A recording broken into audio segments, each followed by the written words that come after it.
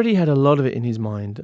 I really know that. He came in with this real vision in his head, and we all worked to make that vision grow into a reality. We all contributed things to it, but really there was a guiding plan in Freddie's head, and it was his great dream, his great nightmare, if you like. Yes, he did bring it in bits. It had to be recorded in bits because you couldn't really play through it and make it work. But it was quite funny leaving those gaps in the backing track and knowing that there was going to be something there which we didn't actually have in our heads. Bohemian Rhapsody. You know it. And as of now, it's closing in on 3 billion streams. That's billion. But here's what you didn't know. Queen almost lost it. No, not their minds. We're talking about the actual recording. According to author Gillian Gigar, who literally wrote the book Queen in a Night at the Opera, 50 years, Queen nearly obliterated their master tape while recording the infamous opera section of Bohemian Rhapsody. Because this was 1975, they were recording on tape, and every time you overdubbed, you were physically layering more magnetic wizardry onto a strip of plastic, which, as it turns out, has limits.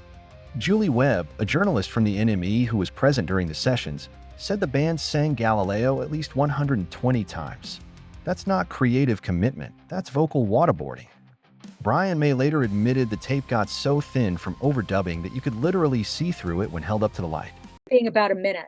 Julie Webb, a journalist for the NME, said that she was there watching them doing some of the vocal overdubs and saying something like, if they sang Galileo once, they sang it 120 times. She just saw them doing it over and over and over again to get the right part. They were indeed overdubbing so much that the tape, because they're working on tape, it's not digital, started to wear away. And Brian said you could hold it up to the light and, sort of see light coming through it.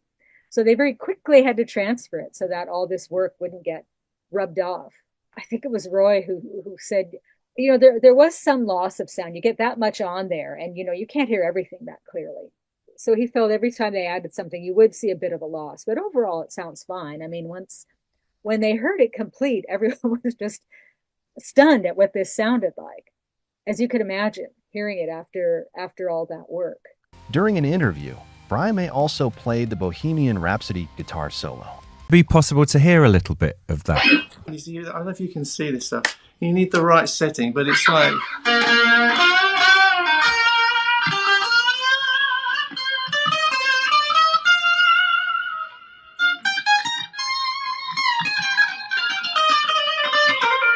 that sort of stuff, right?